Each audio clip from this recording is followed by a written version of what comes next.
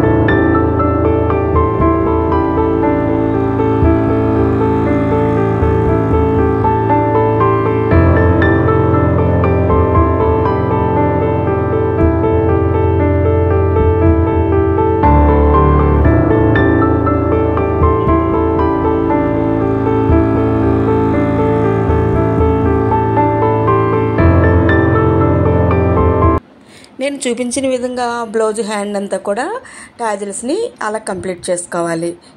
Tassels ఎంత దగ్గరగా వేసుకుంటే అంత అందంగా కనిపిస్తాయి. ఈ స్టైల్ ఆఫ్ టాజిల్స్ని దగ్గరగా వేసుకోవాలి. ఫైనల్లీ టాజిల్స్ అన్నీ కంప్లీట్ చేసేసాక బ్లౌజ్ లుక్ అయితే ఇలా వచ్చింది. ఈ కాంబినేషన్ నచ్చిన వాళ్ళు, ఈ టాజిల్స్ నచ్చిన వాళ్ళు దీనికి ఒక లైక్ వేసుకోండి.